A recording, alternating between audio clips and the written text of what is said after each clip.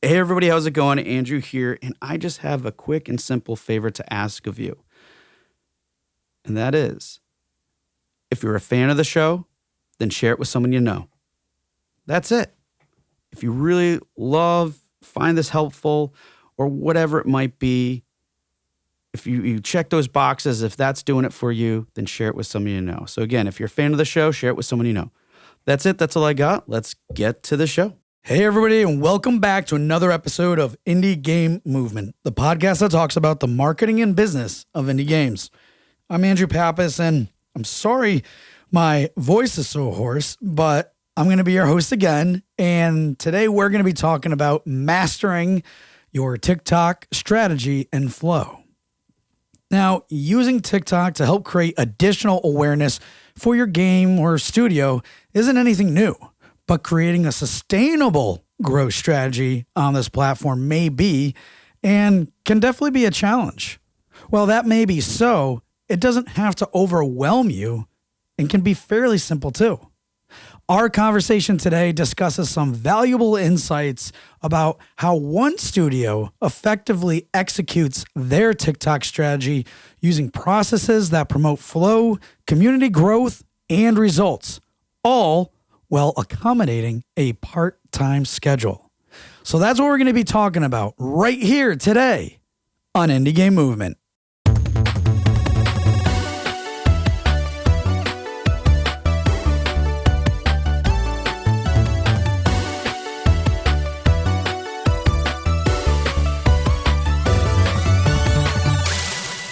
Hey everybody, and we're back, and today with us I have Larissa Wild from Stray Fawn Studio. Larissa, how's it going? Hi, nice to be here. Thank you so much for the invite. Yes, of course. Well, it's always great to have someone from Stray Fawn on the show, but also someone with like so much experience such as yourself. And real quick, actually, because just a moment ago prior to recording, how do you pronounce your name? Because I know Larissa Wild is not how you say your name, but I wanted to make it easy on myself. But how do you say it? Because it sounds so nice. How do you say Larissa Wild, as it should be said? So it's pronounced in German because I'm from the German-speaking part of Switzerland. So you would say Larissa Wild. Ooh, that sounds so much cooler. Well, you're going to have to stick with how I pronounce it today, folks, for at least the show. Beyond that, if you can... Okay. I forgive you. Thank you. If you can say it as so wonderfully as Larissa can, then by all means, kudos to you. But anyways, Larissa's here with us today. Like I said, from Stray Fawn, which she is the social media manager. And for a while too, you also served as a game designer. And now since a few months ago, this is really cool. You're actually currently you are working on a new little game prototype. Is there anything you could share about that prototype you're working on? No, I don't think yet. Like we're not sure if and what we're going to share and when. So it's going to be a bit of a secret for now. That is perfectly fine. But needless to say, a cool little project is in the works. But in addition to that, and going back into your history again, I mean, you've not only done a lot with game design, you've also like taught game design courses at colleges or some universities and such, which is really cool. But now you're also, this is really interesting, you're currently working on your PhD in game design, while also researching the history of Swiss game design. Yeah, exactly. That's basically connected. So the research project also has PhD openings. So I'm able to research the history of Swiss game design, which was actually pretty active in the early days of computers. But nobody knows about it. So it's cool to research that and do my PhD on that. That is really cool. and definitely good to know that like you're contributing in more ways than one to not just the gaming community, the industry, but also to your country's community too. And I don't know, it's just cool that you can have those two things come together. So awesome. Thanks for sharing that. Yeah, for sure. Yeah. Well, that said, I'm just kind of curious too, because sometimes I like to ask this question of guests, but is there anything else you like to do outside of work, like hobbies or activities, anything you'd like to share? Well, I actually really like baking. Baking, cooking in general, but baking, like doing like these like crazy complicated cakes. I really like to do that. Nice. Like not the realistic cakes though. They spook me out a bit, but like nice multi-layered cakes with buttercream and stuff. But the funny thing is I have celiac disease, so I can't eat my cakes. I usually make the cakes for other people. Why do you torture yourself so? I'm actually not that much into sweets. I like making sweets, that's like that trade-off. I wish I had friends like that, but I don't need the sweets. But I can relate because I mean I'm gluten intolerant, so I can definitely relate to that. But we're the same. Oh. Yeah, but it's for the best. Like half the things that have gluten in them, for the most part, are like you said, probably like sweets and just things that aren't the greatest, but they're definitely fun to make. So true that. Yeah, it's really funny. I thought you said bacon at first, like bacon, as in like the meat. I guess I'm hungry or something. Baking. Yeah, no. I know you said baking now, but I was like, I could definitely see that as an activity. Yeah, that's the Swiss German English accent. That's not always very clear. That's okay. I mean, you made it clear in terms of what that was, but I'm like, yep, I could see bacon, some form of activity. But at any rate, I digress. Thank you for sharing that really interesting, cool hobby that you like to do. And but before we get into our discussion, I'd love to learn a little bit more about you by having you go through our Cue Box round. And folks, for those of you who aren't familiar with the Cue Box round, it's just a series of some random questions I prepared for Larissa here today. So, Larissa, are you ready for the Cue Box round? I am ready. Excellent.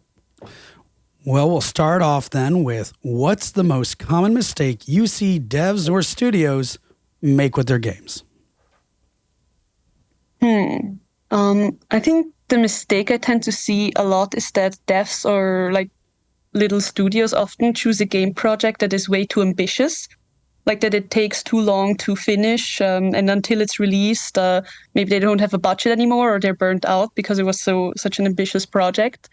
And I think people hear this advice all the time, but I think it's really important that you work on small prototypes at first and try to like release them really quickly, so you have this useful workflow where you went from a concept to release for like multiple little projects, so you know what to expect in every different stage of development. So because I think like the whole polishing the last 10% or 90% of the work is like something that you really need to experience before you believe it.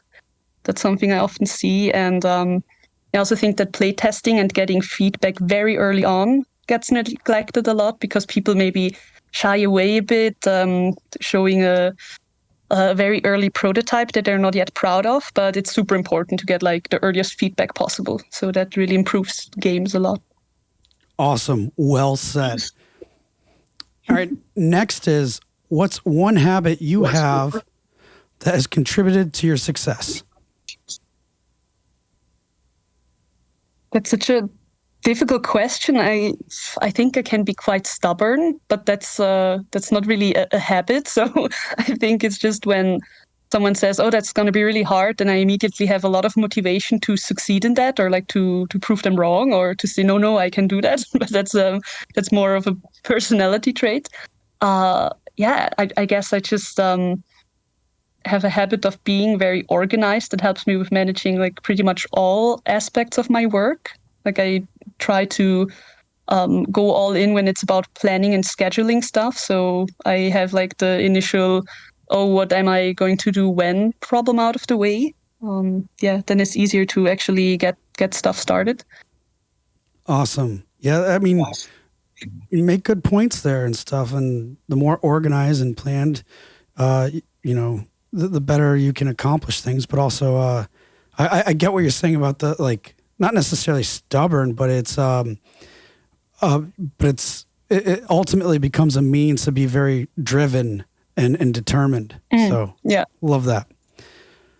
And then last but not least, and the staple here on the show is, what game are you playing now?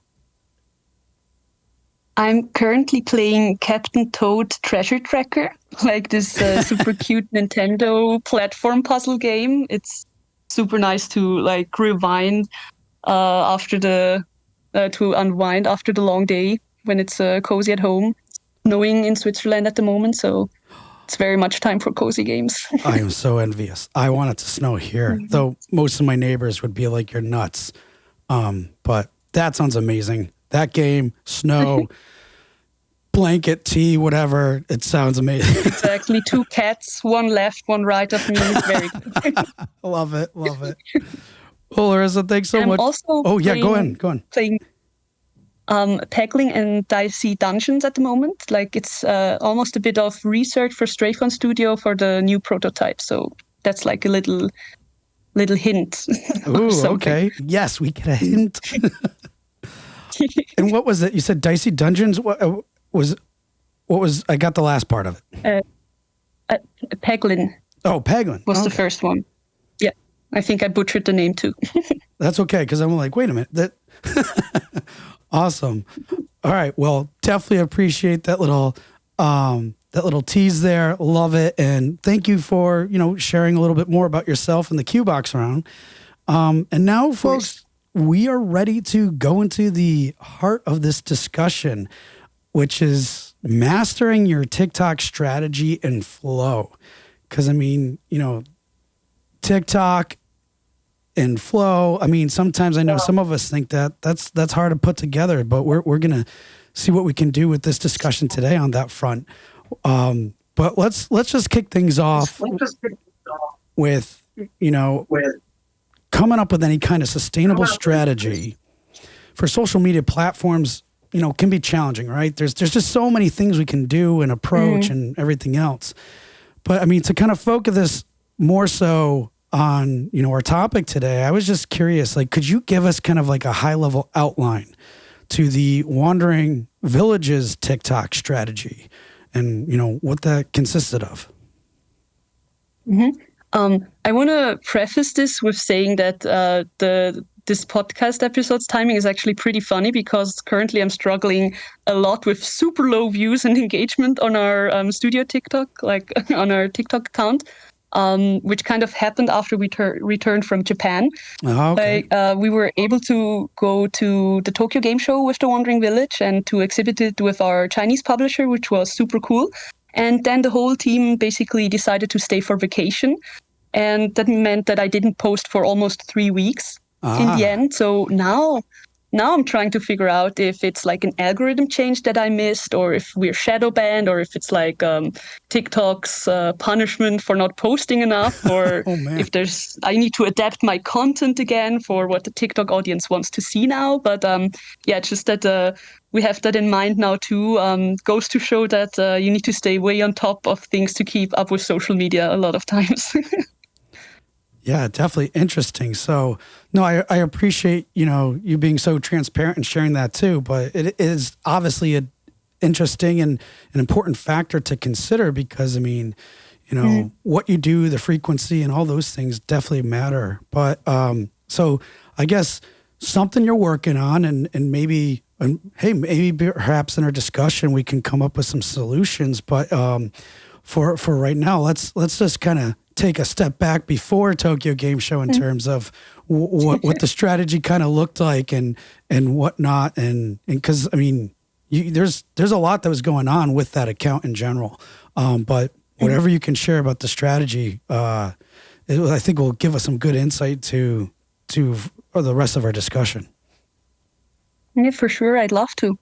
So you already mentioned posting frequency. And I think another important thing are content themes, trends and hashtags, things like that, and then like branding consistency and things like that. But content-wise, I try to post 4 different types of videos. I have the term content pillars from another TikTok influencer, where it's the idea is basically to have 3 or 4 different types of content you post, which always stays kind of the same, so people know what kind of 4 main things to expect from your account. So for me, or for Stray Fun Studio, that's the Dev Diary videos, where it's more of an in-depth look into what we added to the Wandering Village, or how we made a feature, what's coming in the next update, etc. And the other thing is news, like anything about what's happening in our studio, like related to what sales we participate in, or we're at the Gamescom, we're at the Tokyo Game Show, or that the Wandering Village is releasing on Xbox tomorrow, like stuff like that. But it also includes things that are not related to the Wandering Village, because it's a company TikTok account, basically, and not just a TikTok account for the Wandering Village content. So we also post things like an upcoming merchandise campaign for our first game Niche, for example, or just things that don't necessarily have to do with the Wandering Village. And another content pillar is the studio behind the scenes things. Like maybe you've heard that TikTok is all about authenticity. So it's kind of trying to get close to your audience while also being able to like promote it in like a aloof and kind of authentic way. And the studio behind the scenes is like that we celebrated our 6th birthday of the studio last year, or we had a celebration dinner after the early access release, our big end of the year meeting, or like little team member portraits, or us just being silly, things like that. And then there's like memes and trends, or like trending audio. And now there's also CapCut templates that are really trending now, like these green screen kind of GIF sticker-like things that you put over a video just to have like a reaction to something most of the time. And yeah, I basically just try to hop on trends that I see that are currently relevant and try to adapt so it fits to any topic of the Wandering Village, or sometimes like relatable game dev content or things like that. And in those 3 categories, I basically try to put anything I want to post in one way or another. So, for example, the last video that went viral a few weeks ago was there's fake mobile ads that use the Wandering Village footage and like blatantly copy Onbu and stuff like that. And I made a video about that just to make people aware, like, no, we actually didn't make a mobile game. Don't buy into their scam, basically. And that would be something that goes into news. Like, it's not necessarily a sale or we're at Gamescom, but it's something that's, we just want to put out there for the community. So, yeah, that's, I guess, content-wise, what I try to do. So it has a lot to do with Dev Diary or news, and just being a bit silly on TikTok and trying to have another kind of value that doesn't have to do with game design, but more with connecting with people, I guess. Yeah. No, well said too. And plus, like, especially with the connecting part, right? Because I think that's the part where a lot of people can have difficulty with is, well, how do I connect and such? But I mean, and you know, there's a lot of answers and ways to figure that out. But if you're, you know, as I'm sure it sounds like, you know, you guys have learned and yourself too is like, well, what are people going to TikTok for, and what are they engaging with, and what do they like? And and I think how you outlined this, you know, having like, you know, 4, 3, whatever, some pillars of content to categories to put everything under, and then now simplifies that because it's like, okay, we got these sections or categories, buckets to kind of fill up with content. And then it kind of gives you a little bit free reign. It's like, what could be news and explore? Because I think for example, the one you just shared about the imposter Ambu, if you will.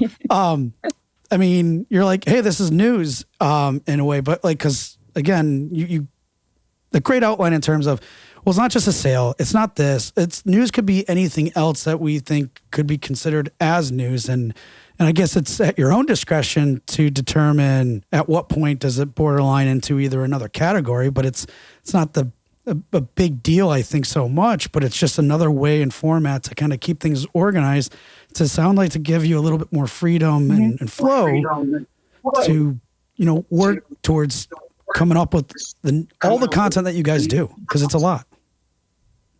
Yeah, and it narrows it down a bit. Like if you think in categories, that always helps me to not be overwhelmed by, I mean, you can post anything and everything on TikTok, like basically every day, but that's obviously for most people not possible, like this kind of posting frequency. So if you think in like these categories, you can kind of, you start to see patterns in what your team is doing right now. They're like, oh, that's a new Dev Diary post, or oh, you're being silly right now. We're gonna make a TikTok out of that or something like that. Um, and like the categories for me also changed a bit. So before we had like a bigger following, and we basically were just trying to shout into the void that, hey, we're here and we're making the Wandering Village. It was more important to have pitch posts, like in many different formats. I tried to be like, hey, we are Strayphone, we're from here and we're doing this, in many different flavors. Like one time it was about game mechanics, the other time it was about story, the other time it was about you can do this, but you're on a, like, here are our USPs. So these things were just basically mass produced by me in a way, and some stuff stuck and some stuff didn't. So that's something that you can also think about, like since TikTok is not like a chronological feed, but stuff just pops up and disappears in the void, you can kind of recycle content, but also do the same message in different formats and try out what works and what doesn't. So that's needs a bit of adaptability and a bit of creativity to like come up with different ways of showcasing something.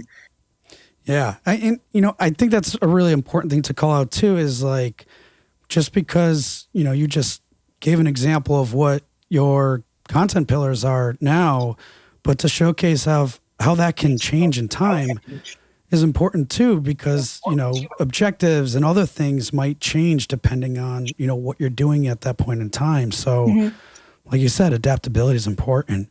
Now, with everything else that you were just kind of sharing, you brought up some interesting points too, especially as it related to, the processes and workflow. So I'd like to dive in a little there. So, or at least a little bit more even, what would you say were some of the processes that you guys developed to help maintain a steady content flow, while not devoting all of your time on social media? Because, I mean, and correct me if I'm wrong, but you're not just doing social media like 24/7, right?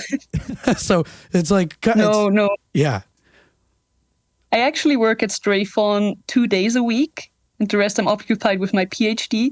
So one day of those 2 days is spent on social media, and the rest is spent most of the time with organizational matters or like the new game prototype. So it's actually really a small time frame where I have to churn out content in a way. And like the posting frequency, maybe just to dial back a bit to then explain the workflow, it has actually changed a lot too. I took over the Strayphone Studio TikTok account in 2021. And I just tried to get used to it because I didn't use TikTok before. So it was all like, oh my God, what is going on here? And some time was spent just figuring out what people are doing on there, what you can like even produce in the app itself. What do people want to see? And then I heard at some point that you should post every day, which is when I posted TikToks every day for a few months. But as I said, since I only work at Strayphone for 2 days a week, that got me burned out super quickly. And I wasn't able to put out all that content in like 1 to 1.5 days. So I dialed back to posting 3 times a week. And back then we still saw like continuous growth in our follower numbers. And like it also matched with like viral post matched with Steam wish lists and stuff like that. So you could see some correlation there. And in 2022, I posted twice a week. And I tried to kind of do more Dev Diary posts because there was like an ongoing thing where we added a lot of stuff and people were excited for the demo and things like that. So it was a lot of hype that I was able to create. And since this year, I've mostly been posting once a week where I try to make this Dev Diary post because like it's going to be a long stretch of time until we go into full release, like thought in TikTok timeline, basically. And we kind of just want to hype out our followers again before our full release. So we need to keep them engaged, of course, so they're not getting bored and they're excited for the full release. But at the moment, I'm posting twice a week again and trying to do a dev diary post and a sort of, meme trend kind of thing. Like something that's more relatable to the players, for example. And yeah, I mean, I'm trying to figure out how to get more engagement again. And this is like one of the things I'm trying to adapt with posting more frequently to see if that engages the algorithm again. So we'll see about that. But that was like part of trying to get a workflow, because I noticed I can't even do as much as TikTok is telling me I'm supposed to do, So I tried to, kind of develop a workflow that is not too time consuming and still lets me do a few videos per week. So I can also produce more, for example, when vacation time, on holiday times, it's always a good idea to post because people are home, people are bored, people maybe don't want to talk to their relatives or something. But when I had this, I always called it my TikTok recipe, because I had this step-by-step guide, which I always had a chance to go viral about half the time, I think. So there was a certain time frame when I was doing TikTok pretty a lot, where I had these spidey senses when I saw, okay, this post got X amount of likes and views in X amount of time. So I could estimate, okay, in an hour it's going to be on 10K views.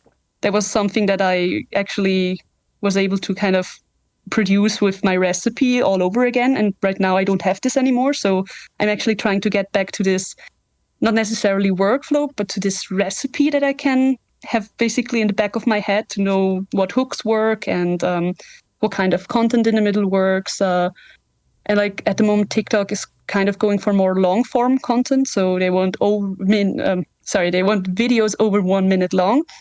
And that's kind of what I'm trying to adapt to now. But maybe how a social media day looks for me, I could explain that, with the workflow from getting ideas. It's basically scrolling through social media first, trying to see what's trending, writing down ideas, basically having a brainstorm session with myself to get ideas for non-dev diary posts. And then I try to gather all the video material I need. So for the trends and meme content, I usually already have everything I need, because it's often reusable thing like Onbu sleeps in a poison cloud and dies. Great job. Everybody experiences that in the game. So it's relatable with a lot of different trends. For dev diary posts, I often ask my teammates that they try to describe their process to me, or write a few sentences that I can kind of TikTokify into something snappy that explains how something works without being too extensive, like maybe a dev diary on YouTube. And sometimes ask them to record additional footage that I can't in the game, like from the Unity screen caps, etc. And then I basically just squish everything into the TikTok app, record the voice over with one of these USB-C microphones, and generate captions, write the caption, choose the thumbnail, and then post it, or make myself a reminder when to post it. And for intense marketing periods, I also like to have basically a schedule calendar, so I don't forget to post anything, and I can try to keep the engagement rolling on our page. So that's now that I say it out loud, I think it is a workflow by now, but it's kind of with this TikTok recipe and these steps, I managed to produce quite a bit of content without having to spend every day hours on end to make all those videos, basically. Wow.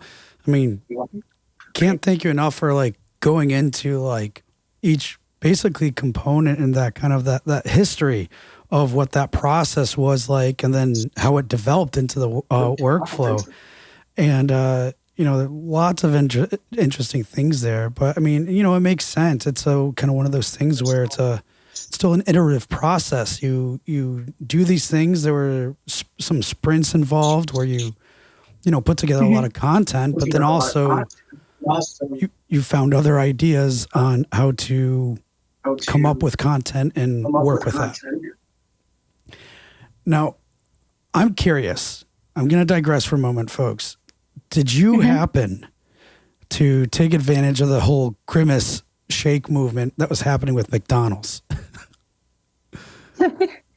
No, I actually didn't. I think I saw the trend when I first didn't get it. So I skipped a few posts and maybe wasn't on the app for 1 or 2 days, and then it already took over. But yeah, there's always viral things that you miss. So that's something I noticed. I would need to be probably on TikTok privately a lot more to catch on everything. And that's kind of, it sounds a bit weird, but it's not worth it for me because I'm only going to work on it 1 day a week. Yeah. So I'm trying to like I also noticed that being on social media too much is not that good for me. I mean, a lot of people probably feel the same, so I try to keep it in my work hours basically. But no, I missed the Grimace Shake thing. Totally missed that.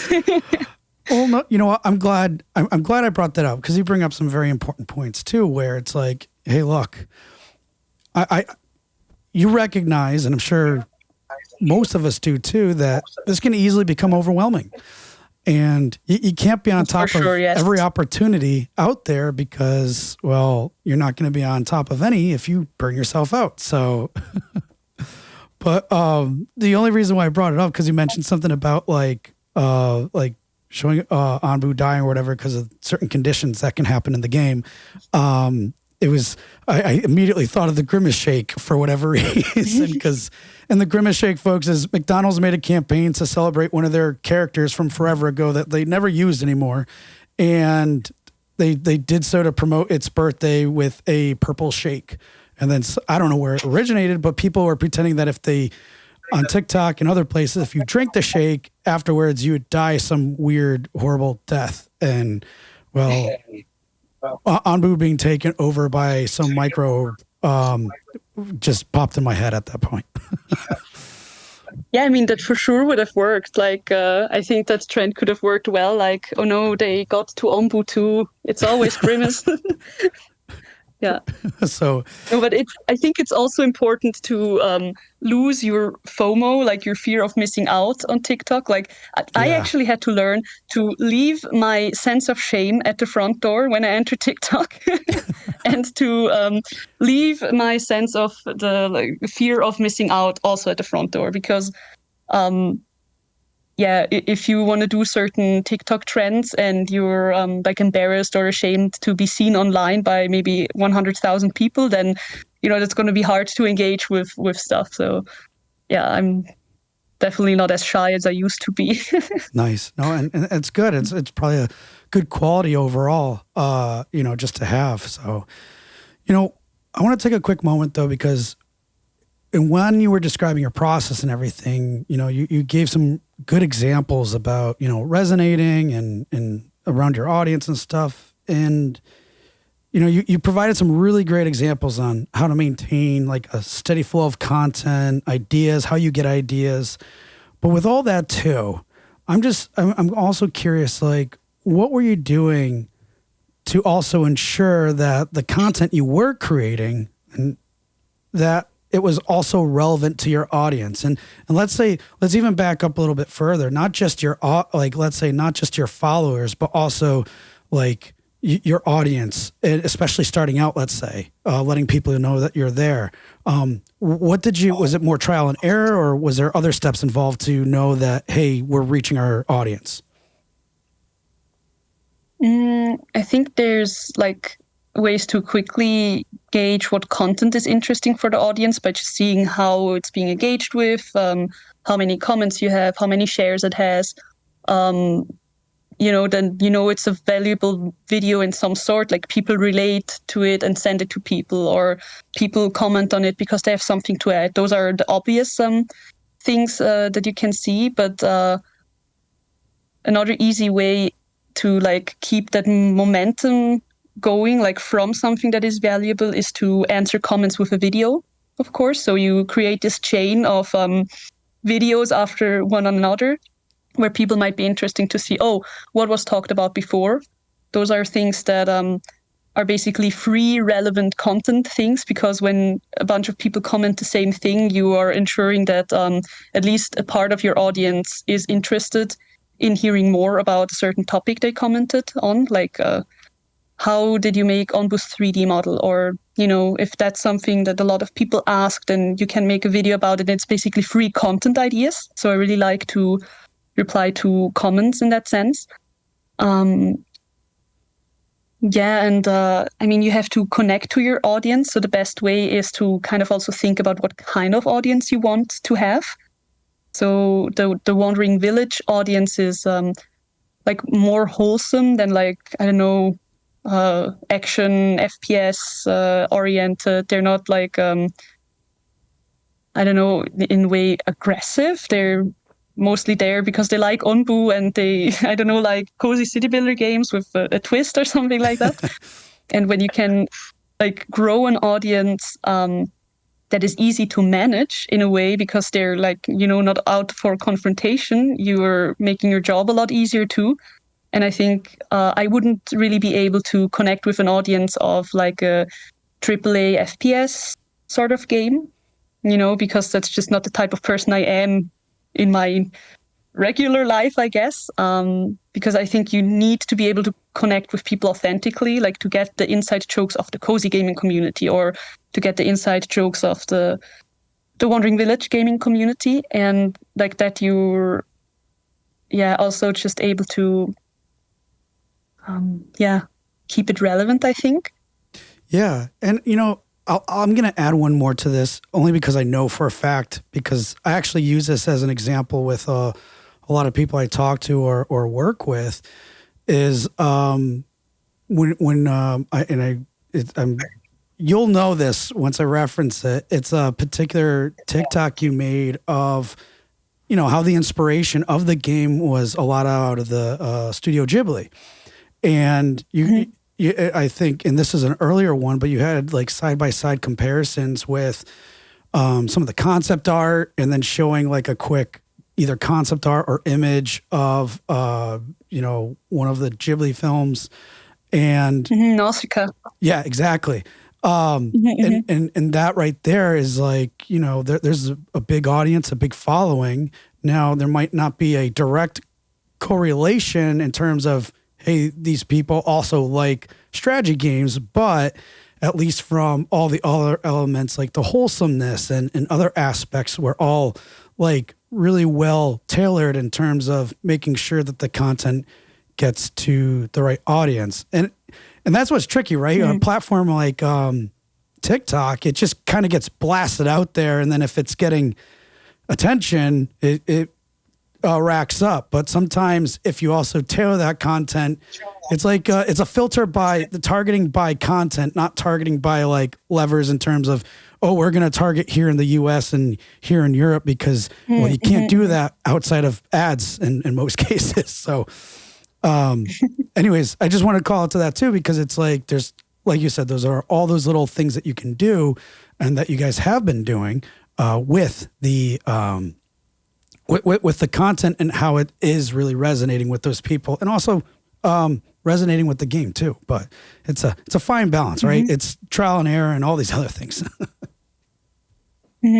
Yeah, but I think that's a really good point you made, because like trying to figure out what your target audience is and what it aligns with other fandoms and stuff is super important. Like for our first game, we knew that basically Warrior Cats fans, like those books about the cats that live outside, they have clans and they fight, and that resonates a lot with people who would love niche, having your tribe of animals, you breed them, they're genetically different, blah blah blah.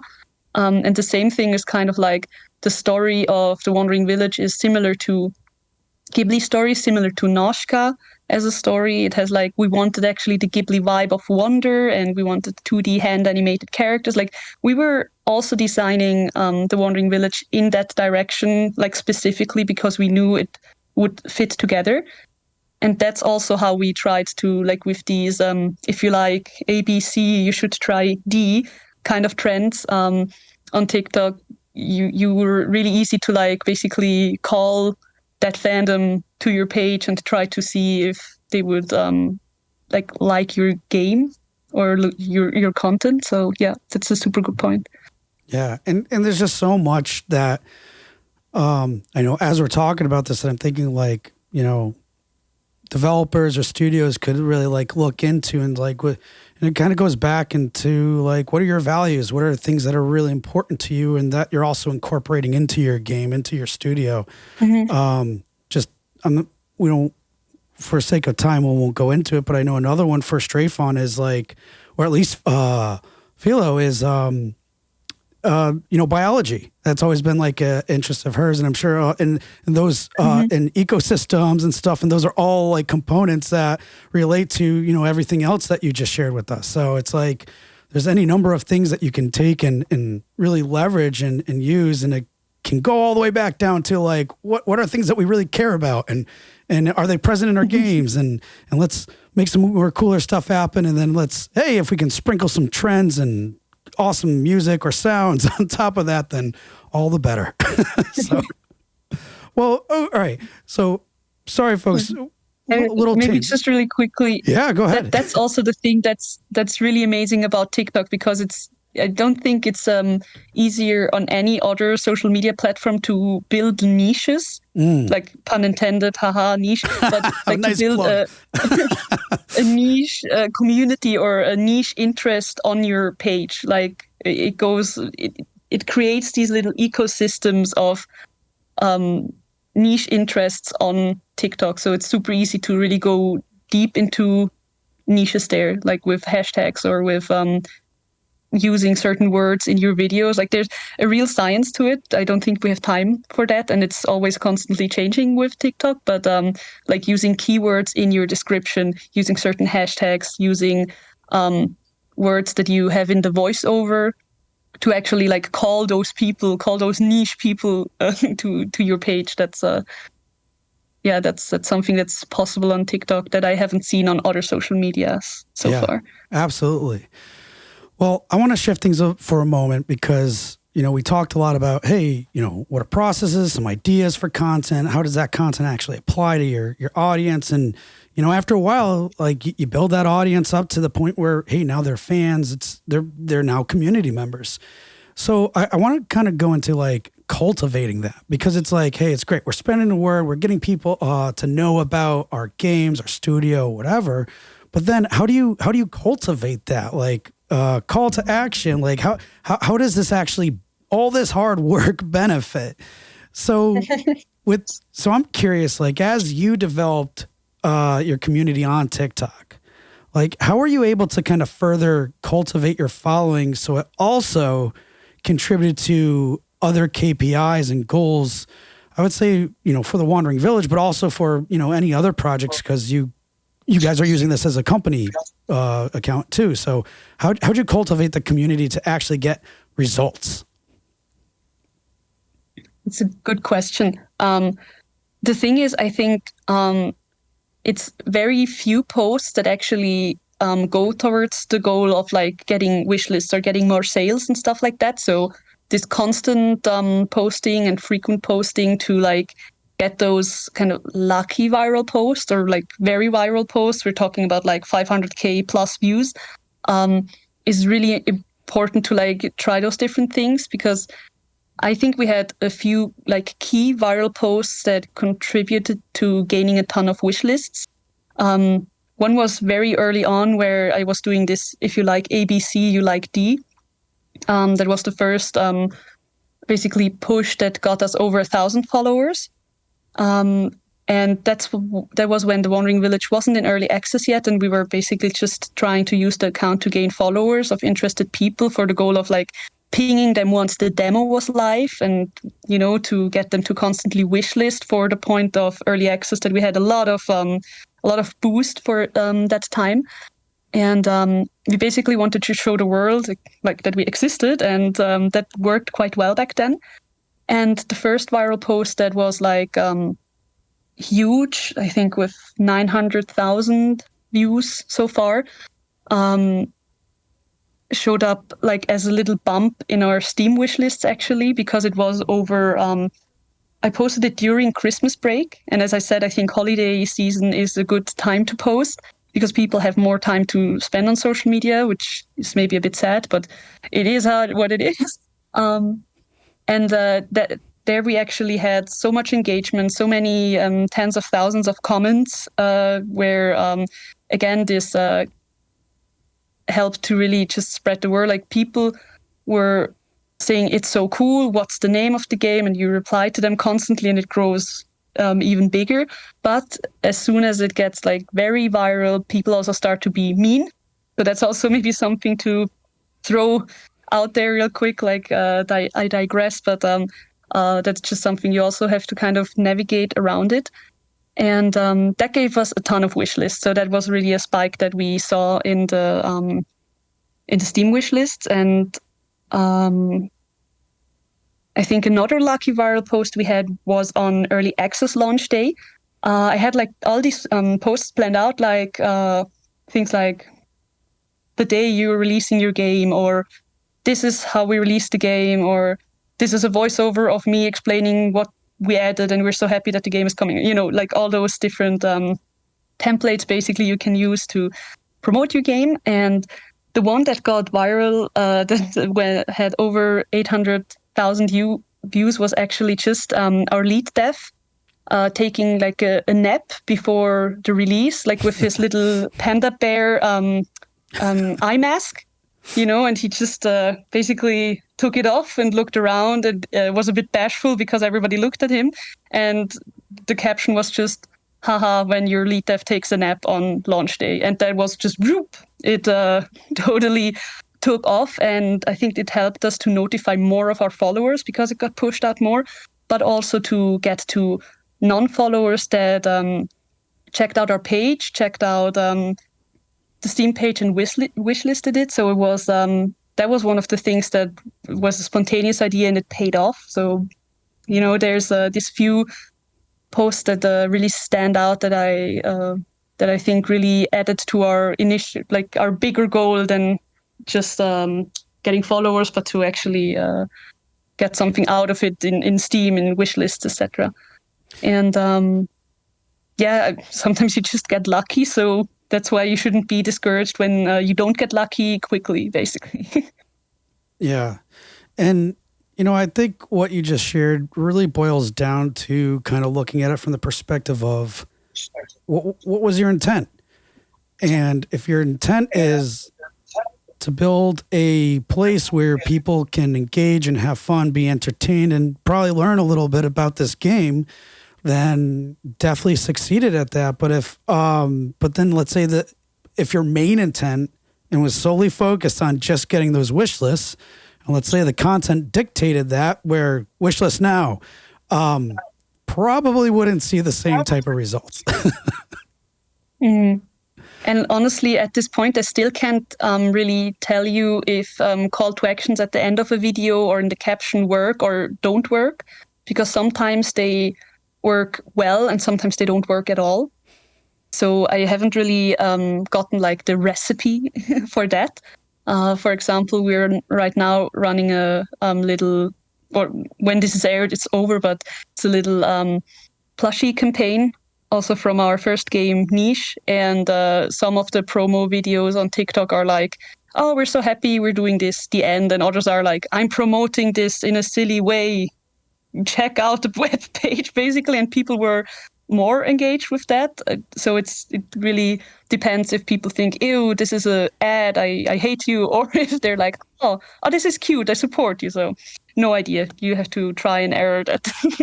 Yeah. It's like we said, it's definitely an iterative process, and you know, you just said it, trial and error. But I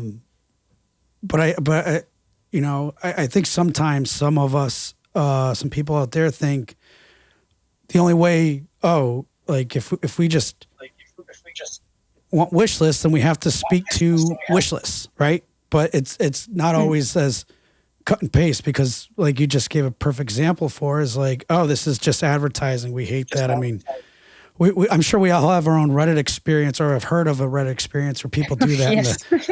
Reddit just shuts you down, whether it's the community or the moderators or someone. The ban hammer strikes you. Yeah, exactly. So, no, thanks for going into more detail about like what does it really mean for the bottom line KPIs? Is it worth it and stuff? And it sounds like, I mean, hey, it's different for everybody, and it ended up working really well for you guys to the point where, yeah, you could attribute these efforts to actual results and such. At one point when you were sharing that, though, you were talking about, a few posts that went viral and stuff. And let's face it, having a post that goes viral is probably always a goal. But the reality is every post can't be viral. I mean, I don't think that would even be a thing in a way. But like,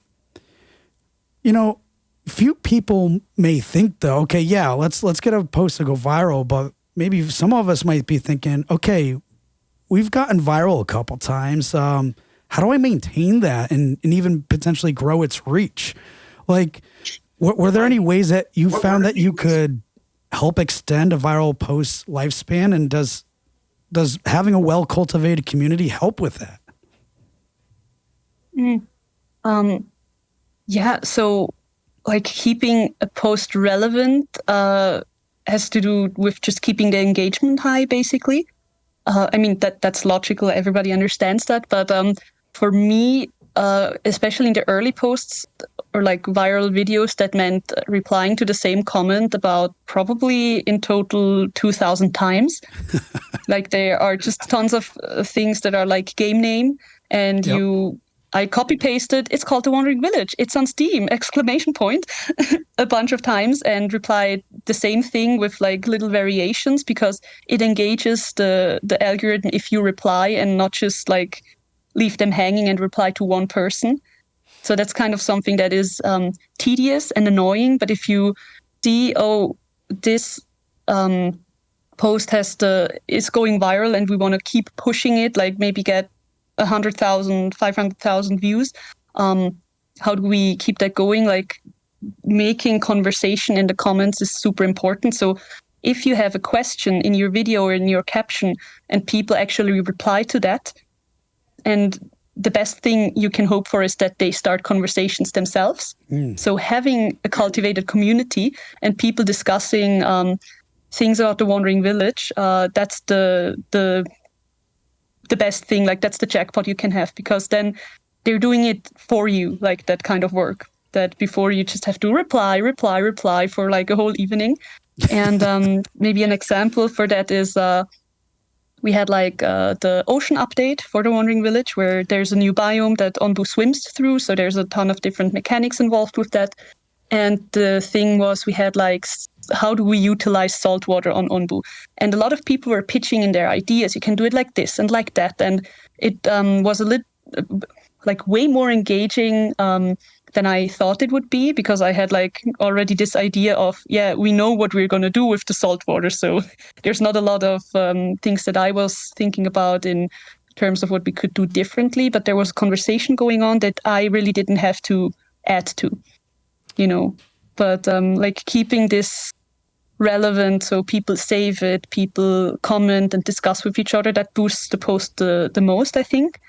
And if you don't have to comment the same thing tons of times, you also don't lose your mind. So that's also a good additional thing. And other than that, you can try to keep the video alive after its initial virality by replying to comments via video, and again, like creating this video chain. So when the 900,000 views post went live, after the break, I made reply videos to, I think, 5 or 6 comments, because there were many different questions that haven't been answered on our on our profile before, because it was still in the beginning of it. So people were asking about what is roguelike about the game, what are the mechanics, how does Onbu work, etc. And I made a video for all of those. So whenever there's new views on those videos, people might go check out the other video. So it still keeps gaining views. That's something that I figured was also very helpful. So try to create these relevant video chains, because you don't always have to do like TikTok mini series. Like that's also something you hear a lot. Make series so you have part 1, part 2, part 3. Me personally, it annoys me a lot because I don't have a value in a video. I have no value in this video except I have to wait for another 2 days, and that's not how TikTok works, in my opinion. Like or if you don't get, follow. or if you get part 3 and you haven't seen part 1 yet.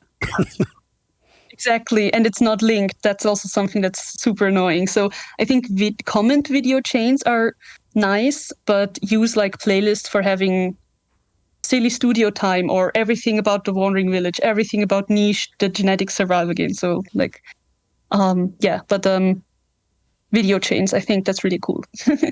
Yeah, wow, so many good ideas there, and it all makes sense. Like when you start hearing and listening about it, it's like if it's those chains are connected to that content, then by default it's gonna start getting, more views, and especially after the fact that these are happening, so it's that virality can be more sustained. And on top of everything else, I mean, what you talked about for the engagement side, it's not unique or to TikTok. I mean, these are things that I like as another example. And this is what I love about some of these platforms. I think in a way they're so different because the format or the medium's a little bit different. But the reality is some of the basic concepts are really the same, and what drives a lot of the algos and all these other platforms like Reddit. The way I've always saw it with Reddit when I helped with some posts for some people is like, if you not only do you respond and create opportunities and engage with everybody who's asking questions and such, but even at a quick view in the feed, if they see, they're like, oh, wow, there's like 100 comments here. And let's say 50 of them are from you because you're just responding thanks or whatever. That makes the post way bigger than it already seems. Yeah, that's a really good point. Yeah. But in your case, from those responses too, and how it applied to TikTok, it's like, okay, well, it's getting these signals, people are talking, people are engaged, the views keep going up. Yeah, we're going to boost this because it's doing everything that we want it to do on the platform to provide that great experience for people here. So yeah, makes complete sense. Yeah. So. I mean, in the end, you have to think about what TikTok wants, because TikTok wants people to be addicted and obsessed and not leaving the app for hours on end, which is very problematic. But if you can provide them with content that does that, there you go, viral. Yeah. I mean, that's the $1 million question, but you can find ways to do that, and please, if you do it ethically, because there's it just, I mean. Not to get into gray areas or dark areas, but still, it's sometimes like, I don't know, there's just garbage out there sometimes, and we don't need to rewatch that garbage continuously. Yeah. So, but it's a trap. Out valuable stuff. So people are into TikTok trap, but they're at least watching something interesting or useful. Yeah. A semi-healthy TikTok trap. Oh man. Well, thank you for all that information, and we're coming on time here. Unfortunately, I'm sure we could go on forever about all this stuff, but man, did you days on end? But there's so much good content here and insight, and thank you for that. But to kind of distill everything out of our discussion today, are there any like tips or suggestions that you can give to our listeners today? In regards to what we discussed. I think the most important thing, if you want to start out on TikTok or like pick up TikTok a bit more to, get better engagement or whatever, is to find a workflow that is efficient and comfortable for you to use, so you don't burn out. Because as you said before, I think you can't do anything when you're burnt out. So your health is more important than TikTok views in the end. Remember that. And also, like, you can very easily Google or like even on TikTok search like how to keep people engaged in a video. Like there's tons of little influencers that talk about how to write a good hook, like 10 things you didn't know about the Wandering Village, or all of these things that you have probably seen in TikTok videos that help you like keep it engaged, or things like you need fast captions because that people keep reading something, they keep being engaged in something that is moving on screen, like have sharp cuts, no long, like cozy scenes and stuff like that. There's tons of things that we can't get into right now that can help you provide TikTok with like better videos in quality, like what the TikTok community is basically used to seeing, like fast-paced stuff and this kind of value and blah, blah, blah. So find a workflow and those tips that you can actually start to incorporate in how you edit videos. That's always a good start. And as for like trying to build an active community, you kind of need to talk to the people and humor them and give them the content they ask for. Like you obviously don't have to implement what they demand, but reply to them or even make a video about what you plan to implement instead, like instead of their comment or suggestion.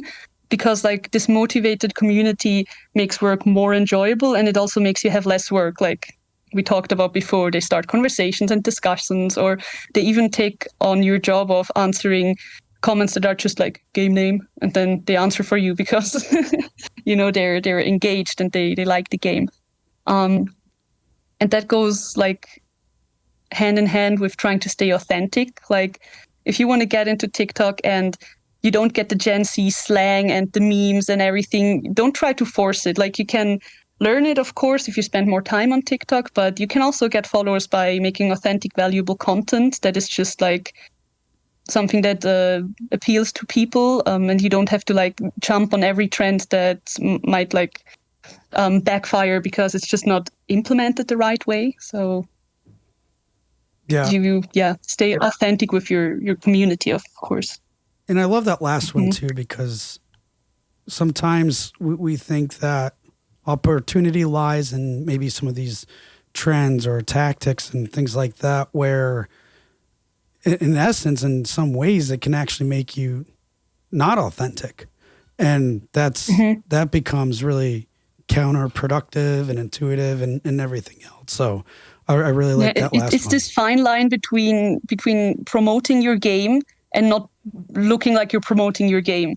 Yeah. It's it sometimes feels a bit like charade, but you can also kind of learn the nuances of obviously promoting your game, like being like, here you go, like holding up your artwork to your parents and being like, look what I made, in like an authentic, engaging way that is not, like, we made this and that and it's on Steam now, buy it now, like limited time. And, that's something that usually doesn't work as well. And like in the end, like don't be discouraged when you don't go viral or your views go down, because as I told you in the beginning, like that happened to us too. And it's of course annoying, and it can be like it can feel pointless, like shouting into the void. But it probably just means that you have to try other approaches or like different content, different styles of videos, different posting times. And like it can be done, but you might have to find your own TikTok recipe and research what the audience probably wants from your kind of game, like, because the target audience might not be like our target audience. So you have to figure out another approach to that. But yeah, it's you have to constantly keep up with it. Like it's always changing at an annoyingly fast frequency in TikTok, like with all the trends, everything is fast paced and dies quickly, but adapting your stuff can really pay off. Awesome. And well said. So many great tips and pieces of advice there. So can't thank you enough I hope for that. I wasn't just rambling. So No. It was just like, I don't know, a dam broke open with tons of like information, which is so good. So really can't thank you enough for sharing all that. Well, I'm glad to hear that. We've come on time, Larissa, but please share some links. What are ways people can get in contact with you? Where can we find out more about, what Strayfon's doing? So what are some links and such? So our TikTok, obviously, first is just Strayfon Studio. That's it. On Discord, I'm just Inmu. Like if you have additional questions, you can reach out to me if you want to. On Twitter, I'm @Inmu. with like a bottom line thingy. And my Straphon email is larissa@straphonstudio.com. So those are the channels you can reach me at. I might just not reply instantly because I only work 2 days a week. So yeah, she's very busy getting that PhD in game design and Swiss history of games. Awesome again that you're doing we'll that. See about that. Ask me again in 3 years. Awesome. Well, keep up the hard work. And again, thank you for making the time to being here with us today and sharing all that you know, because it's a lot of helpful stuff that I think could be applied to a lot more than just TikTok. But again, can't thank you enough for everything that you shared with us today. So appreciate it. Yeah, thanks for having me. It was a pleasure. Hey everyone, thank you for listening to another episode of Indie Game Movement. I'm Andrew Pappas, your host, and the show's producer is Mustafa Price. Show notes for this episode can be found by visiting rengenmarketing.com, the number episode of the show. Rengen Marketing is a consulting marketing company that helps indie devs with their marketing efforts. Whether you need guidance with your game's marketing strategy or could use a free marketing plan template, then please visit www.rengenmarketing.com and take action.